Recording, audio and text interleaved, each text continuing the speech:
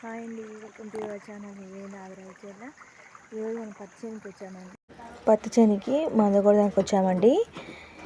పత్తి చేని ఆకులంతా కూడా పేరు బంక వచ్చిందండి. ఆ పేరు బంక పోవడానికి మందు కొడుతున్నాము.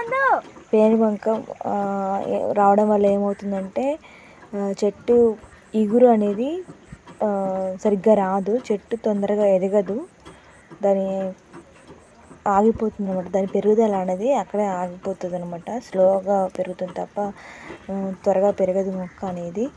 అందుకే మందు కొడుతున్నాము. పక్కనే కాలువ ఉందండి. ఆ వాటర్ ఫ్లో అనేది సౌండ్ వస్తుంటుంది. వాటర్ సౌండ్తో పాటు ఇటు పక్షులు, ఇటుపక్క కోతులు, ఇవన్నీ కూడా సౌండ్స్ చేస్తూ ఉంటాయండి. భలే అనిపిస్తుంది అక్కడికి వెళ్తే. చేను దగ్గరికి వెళ్తే అదొక ప్రశాంతంగా ఉంటుందండి. అక్కడ బాగుంటుంది. ఎంత పని చేసినా పని చేయలేదు, కానీ ఎండ బాగా కొడుతుందండి. ఎండ కొట్టడం వల్ల అనేది బాగా అలసిపోతాం. గాలి వీయడం అట్లా ఉంటే మాత్రం కొంచెం చల్లగా ఉంటే వాతావరణం ఎంత చేసినా పని చేసినట్టు అనిపించదు. ఈరోజు మాత్రం కొంచెం చల్లగా అనిపించింది. కాసేపు ఎండ కొట్టింది, కాసేపు చల్లగా ఉంది, మబ్బు వేసిందండి. అందుకే మళ్ళీ కొడుతున్నాడు మా వారు అందు కూడా. ఎందుకంటే ముందు రోజు వర్షం పడ్డది అనమాట.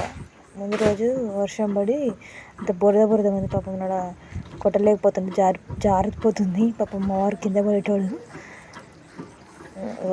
ఎలా ఉందో చూడండి, కాళ్ళకి బురద. పాపం కొడుతున్నాడు అలాగే.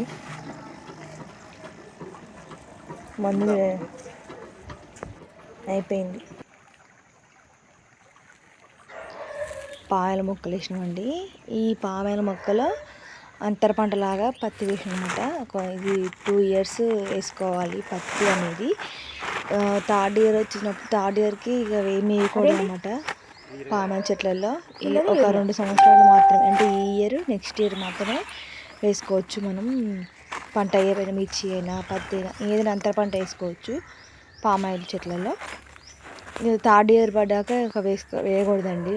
ఏ మొక్కలు కూడా వేయకూడదు, దున్నకూడదు. ఏర్లు అనేవి పెరగడం వల్ల దున్నం కుదరదు. దున్నితే ఏమవుతుందంటే ఆ ఏర్లని కట్ అయిపోయి చెట్టు అనేది పామాయిల చెట్టు అనేది చనిపోతుంది.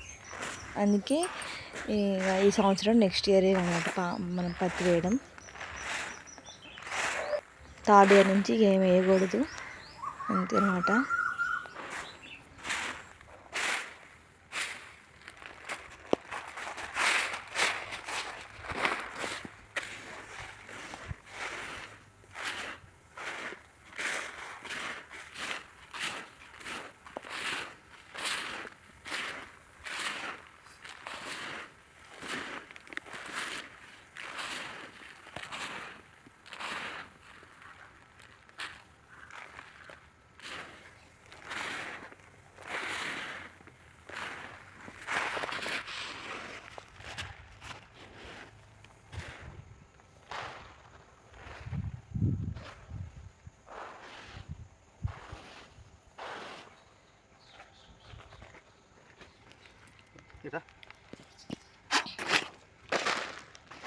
అటు తినాలి.